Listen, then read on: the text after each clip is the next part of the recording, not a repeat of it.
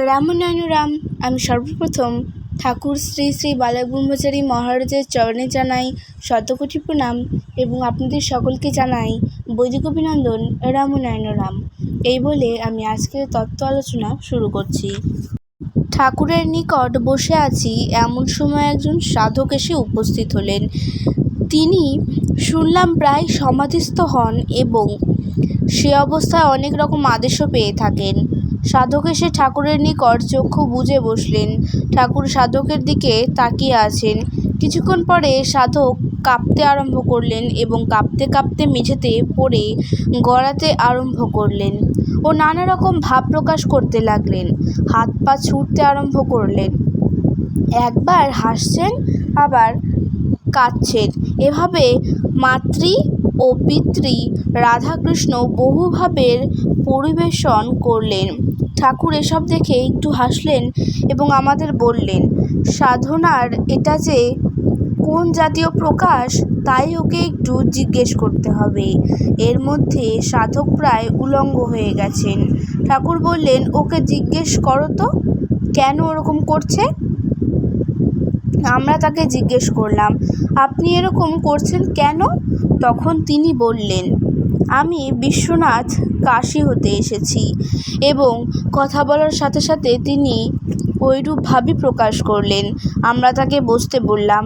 বিশ্বনাথ বসলেন এবং অবদ্ধ ভাষায় কিছু বলতে লাগলেন। কিছুক্ষণ পরে বিশ্বনাথ স্বাভাবিক অবস্থায় ফিরে এলেন। ঠাকুর তখন তাকে জিজ্ঞেস করলেন, আপনি এরকম করছেন কেন? আর এগুলো কোন জাতীয় সাধনার অঙ্গ?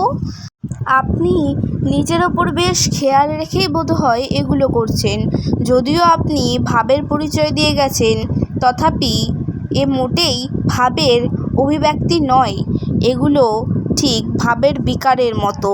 সাধক বললেন, আমার মধ্যে যখন এসব দেবদেবীর আবির্ভাব হয় তখন আমি আত্মহারা হয়ে যাই। ঠাকুর বললেন, এও কি সম্ভব?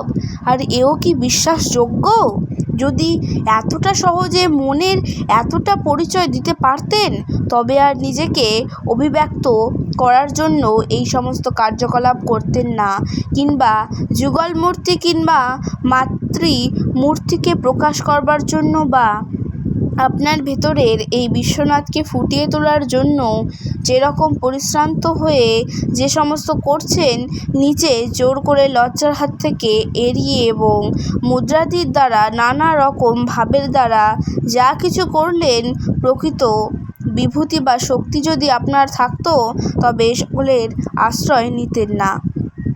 আদতে নেই বলেই ওই ভেতরকার পরিচয়টা নানা গতিবিধিতে ম্যাক্সিমাম উলঙ্গ পর্যন্ত গিয়েছেন।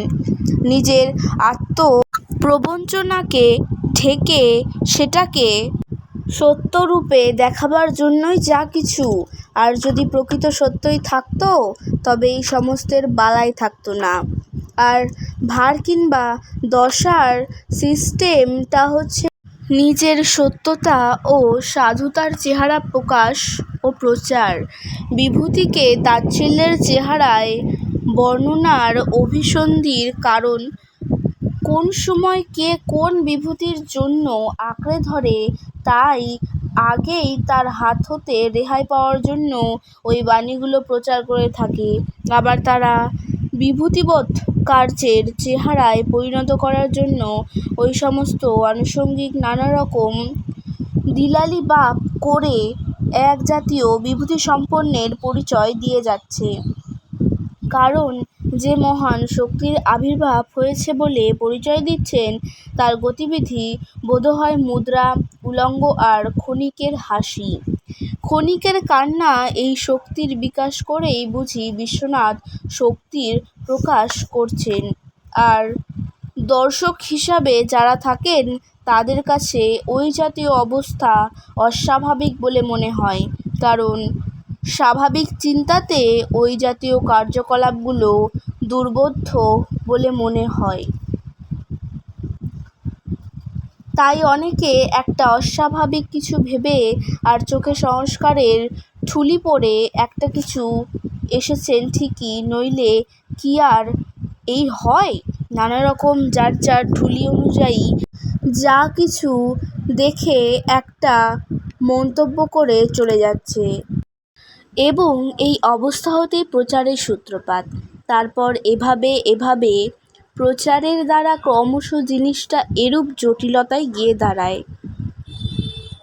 তারপর সে ব্যক্তি স্বয়ংই গিয়ে দাঁড়ায় ইউনিভার্সাল আইডিয়াতে। স্বয়ং সে বিষয়ে কোনো ভুল নাই, আর যিনি বলেছেন তিনিও যে তার মধ্যেই একজন। সুতরাং এই সামাজিক এবং এদিককার বিচার ক্ষেত্রের ভেতর দিয়ে যে সমস্ত ভাবগত যা চলছে তাদের দিয়ে তাদের ভেতরেই কথোপকথন করা হচ্ছে, তাদের বিচারেই তারা কি পর্যায়ে গিয়ে দাঁড়াচ্ছে সেই সমালোচনাই করছি। তাতেই তারা যে পরিচয় দিচ্ছে তাদের পরিচয় তারা বাতিল হয়ে যাচ্ছে। আমার বক্তব্য সেখানেই।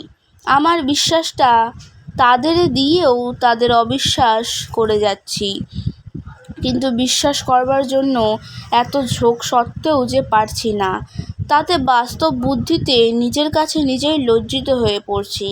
তবে সত্যের প্রতিষ্ঠা, সেই দৃঢ়তাই আমার জীবনপণ। তাই কারো মনের দিকে চেয়ে কোনো দিকে চেয়ে আমি আমার জানার পথ কিংবা জানিয়ে দেওয়ার পথ হতে চ্যুত হইনি। তখন সাধক বললেন, আমার এরকম ভাব তো বহুদিন হতেই হচ্ছে।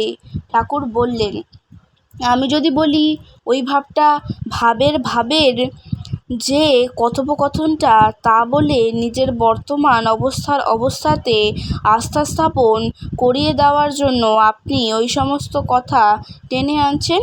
তখন সাধক বললেন, আমি সত্য কথা বলছি, আমি মিছে কথা বলি না। কেউ বিশ্বাস করুক বা না করুক তাতে আমার কিছু এসে যায় না।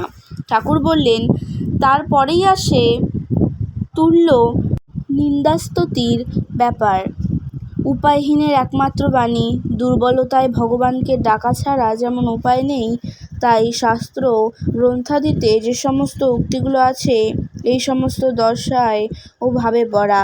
এ জাতীয় ব্যক্তিদের রেহাইপূর্ণ বাণী রেহাই পাওয়ার জন্য প্রয়োগ করে যাচ্ছে।